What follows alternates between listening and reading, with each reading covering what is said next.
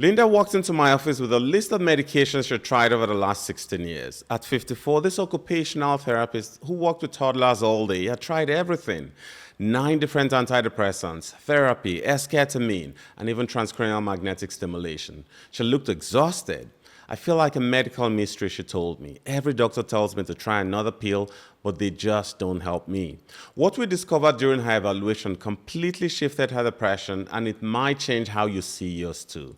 Hi, I'm Dr. A. I'm an integrative psychiatrist with a focus on women's health. Linda's story started like so many women I see. Her struggles with depression started in her late 30s, right around the time her hormones began fluctuating. For several years, she had been on the medication merry-go-round. Prozac gave her flu-like symptoms. Lexapro didn't work. Cymbalta caused brain zaps. Effexor killed her libido. Zoloft worked for a few years, then stopped. Wellbutrin helped for just a short period. The list went on and on. I started thinking I was broken, she told me, like my brain was defective. My husband keeps asking why I can't just take a pill and feel better like everyone else. Let's talk about what was really going on with Linda. Here's the thing. When women are in peri or postmenopause, 3 major systems get disrupted simultaneously, creating a perfect storm for treatment-resistant depression. First, your hormones crash. Linda's labs showed her hormones were low. When estrogen drops, it's like removing the oil from your car engine. Everything starts grinding and overheating. But here's what's fascinating. Estrogen doesn't just affect your reproductive system. It's crucial for brain function, mood regulation, and even how your body processes medications. Second, your nutrient absorption plummets. As we age and our hormones decline, our bodies become less efficient at absorbing and utilizing essential nutrients. This creates a cascade of deficiencies that directly impact brain chemistry. Think of it like trying to bake a cake with half the ingredients missing. No matter how hard you try, it's not going to turn out right. Third, inflammation skyrockets.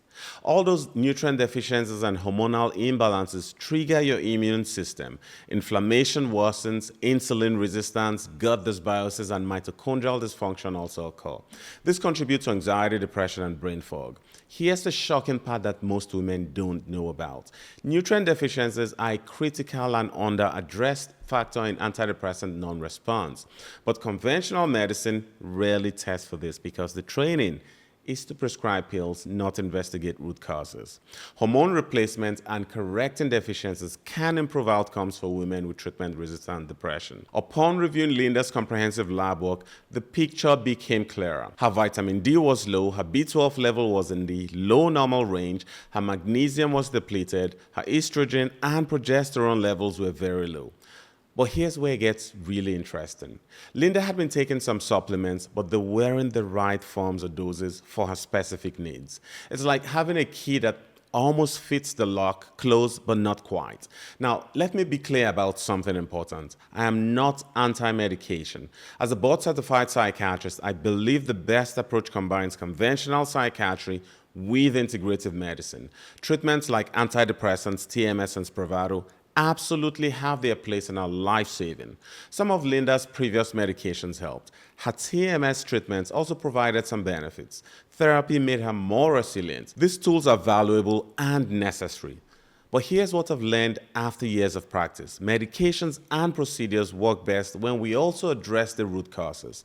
It's like trying to fill a bucket with holes in it. You can keep pouring water in. That's the medication approach, but until you patch the holes, you'll never fill the bucket. Every person is unique with their own biochemistry, genetics, and life circumstances. That's why cookie-cutter treatment plans often fail. We need personalized, whole-person care that treats you as an individual, not a diagnosis. Instead of adding another medication to her already overwhelmed system, we took a completely different approach. We focused on 3 key areas that address the root causes of treatment-resistant depression in midlife women. First, we continued with her antidepressants, but optimized her nutrient deficiencies. This wasn't about taking random vitamins from the drugstore. We used targeted, high-quality nutrients in therapeutic doses. Linda started taking methylated B vitamins, the active forms her body could actually use. We added magnesium glycinate for anxiety and sleep, high-dose vitamin D3 with K2 for mood regulation, and pharmaceutical-grade omega-3s to reduce brain inflammation. Additionally, we also started her on various lifestyle medicine tenets, improving her sleep, nutrition, and stress management. Second, we improved her gut.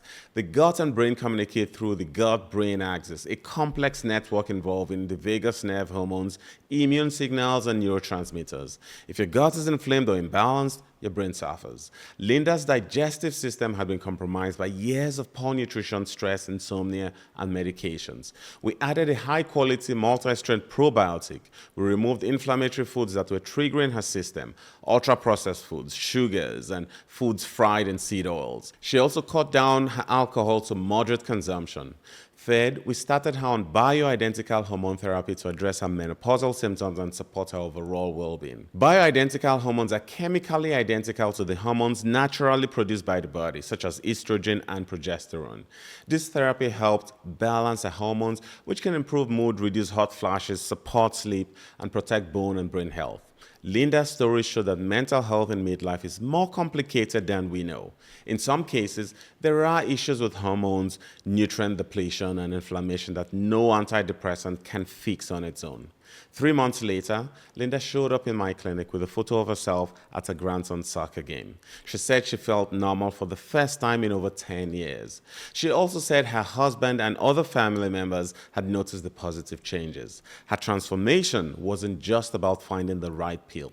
It was about addressing the root causes that had been sabotaging her healing all along. Linda still takes Trintellix, an antidepressant, and a low dose of trazodone for sleep, and that's okay. But she's no longer trapped in the medication merry-go-round. She's sleeping through the night, her energy is back, and she's finally enjoying life again. Think about it this way. If you had a garden where nothing would grow, you wouldn't keep changing the seeds. You test the soil, add the right nutrients, and create the conditions for growth. Your brain works the same way. The conventional medical model wants to give you a different seed, a different antidepressant. But integrative medicine asks, what does your soul need to flourish? And when you combine both, we get results like Linda's. If this story resonated with you, you need to watch this next video where I talk about 5 nutrient deficiencies that could be sabotaging your mental health.